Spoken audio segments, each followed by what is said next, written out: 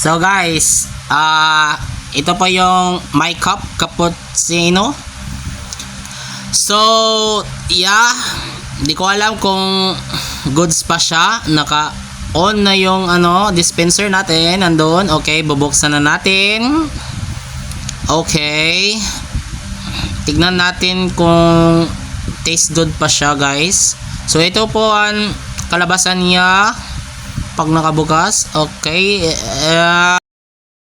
Guys, so bubuksan na natin yung sachet. I mean, this one.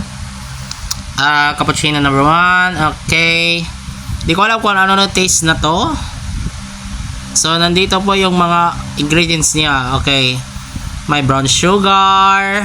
Ito, and brown sugar rin. Ano yung isa? It says choco. Okay, I guess that was a topping. So, ito po ang kalabasan niya. Ito, pag nilagay mo, ito, mikos ko na guys. Mix na po yan. Okay, kakatapos lang. Ito po ang kalabasan niya. And then, may stick po siya guys. Pero, kinutsara ko na lang. Yup, ayos, kutsara na lang para much better. Okay, guys, ito po yung guwapo. Okay. Salamin check. Cappuccino check. Okay. Titikman na natin guys kung anong lasa, kung much better pa. Oh, goods. Sarap pa. Okay. First time ko lang po maka-drink nito guys. So, don't judge me. I have mustache by the way. May bungot na siya guys. Ilagyan ko lang muna dito yung eyeglasses ko, baka masira or ano. So, yun, yung may stick. So, ito lang po guys.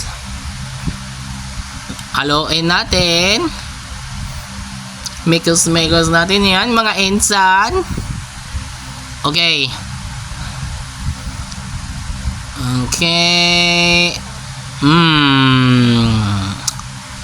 Okay, masarap siya guys, as in. So, yo, may bungot pa talaga. Okay, good job. Okay. Galing pa to Leyte guys, di ko pa ininom. Ngayon 2024 when pumunta kami doon sa Leyte.